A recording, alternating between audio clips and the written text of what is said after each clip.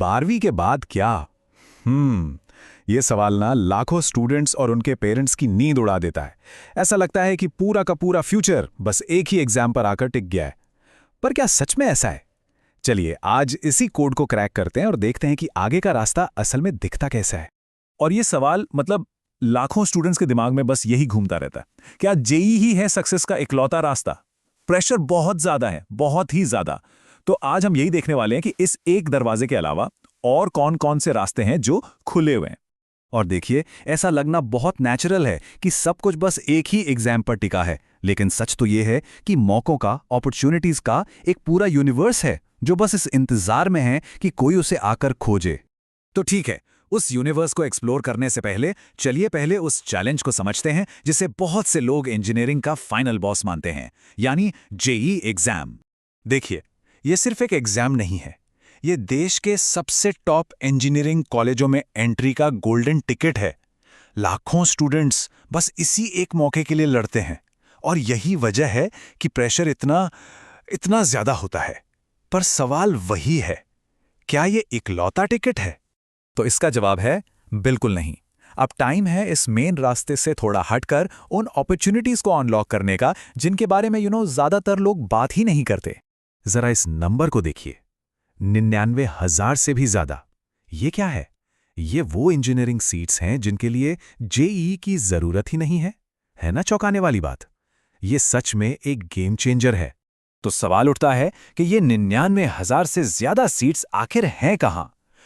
ये देश के कुछ टॉप एग्जाम्स में है, जैसे बिटसेट, जिससे बिट्स पिलानी जैसे इंस्टीट्यूट्स में एडमिशन मिलता है, वीआईटी है जो वीआईटी के दरवाजे खोलता है, और तो और एमएचटी सीईटी जैसे स्टेट लेवल एग्जाम्स भी हैं जो जबरदस्त मौके देते हैं।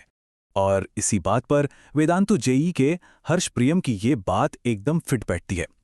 एक बैकअप प्लान रखना ये हार मानना नहीं होता, बल्कि ये स्मार्ट और स्ट्रेटेजिक होने की निशानी है। ये इस बात को पक्का करता है कि जो मेहनत की गई है वो बेकार ना जाए। तो ठीक है, जब अलग अलग एग्जाम्स के ऑप्शंस हों तो अगला बड़ा सवाल क्या आता है? यही कि कौन सी डिग्री चुनें, और सबसे कॉमन कंफ्यूजन होता है बीटेक और बीसीए के बीच। तो चलिए इसी को समझते हैं। तो आखिर इन दोनों में मेन डिफरेंस है क्या? देखिए, बीसीए एक 3 साल की डिग्री है जिसका फोकस सॉफ्टवेयर एप्लीकेशंस पर होता है, और अच्छी बात यह है कि इसे किसी भी स्ट्रीम का स्टूडेंट कर सकता है।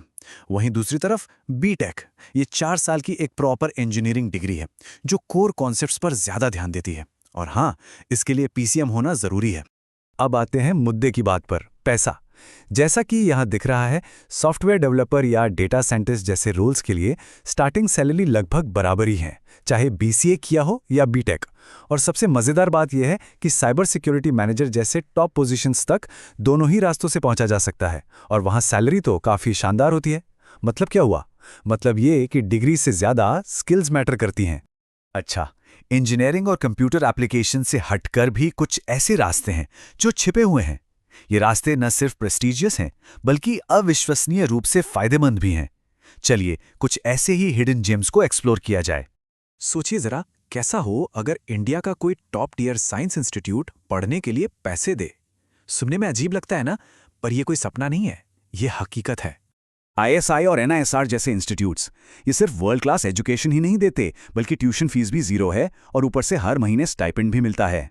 और तो और एनआईएसआर से ग्रेजुएट होने के बाद सीधा भाभा एटॉमिक रिसर्च सेंटर में इंटरव्यू देने का मौका मिलता है। मतलब रिसर्च में करियर बनाने के लिए एक शानदार गेटवे है। अब एक और रोमांचक फील्ड की बात करते हैं, मर्चेंट नेवी। ये सिर्फ एक जॉब नहीं है, ये एक एडवेंचरस लाइफस्टाइल है। इसमें 2 मेन स्ट्रीम्स होती हैं, नॉटिकल साइंस और मरीन इंजीनियरिंग। ये उन लोगों के लिए परफेक्ट है जिन्हें ट्रैवल और टेक्नोलॉजी दोनों से प्यार है। और सैलरी का क्या? ये चार्ट खुद ही पूरी कहानी बयां कर रहा है। शुरू में एक कैडेट की सैलरी एक सॉफ्टवेयर डेवलपर के आसपास हो सकती है, लेकिन बस कुछ ही सालों के एक्सपीरियंस के बाद एक चीफ ऑफिसर की सैलरी आसमान छू सकती है। तो लॉन्ग टर्म में ये एक बेहद आकर्षक करियर ऑप्शन है। तो इतनी सारी इंफॉर्मेशन के बाद अब सवाल ये उठता है कि अपना मास्टर प्लान बनाया कैसे जाए। इस सेक्शन में हम एक ऐसी स्ट्रैटेजी पर बात करेंगे जिससे चिंता को एक्शन में बदला जा सकता है। तो ये रही एक स्टेप बाय स्टेप गाइड अपनी बैकअप स्ट्रैटेजी बनाने के लिए।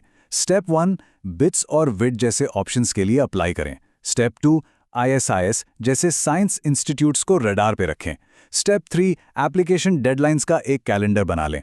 और हाँ, ड्रॉप ईयर भी एक ऑप्शन है, लेकिन ये फैसला तभी लेना चाहिए जब इसकी तैयारी पक्की हो। तो आखिर में ये याद रखना बहुत जरूरी है कि ये अंत नहीं बल्कि एक नई शुरुआत है। जब इतने सारे रास्ते खुले हों तो असली सवाल ये है कि स्टूडेंट्स अपने लिए कौन सा रोमांचक भविष्य चुनते हैं।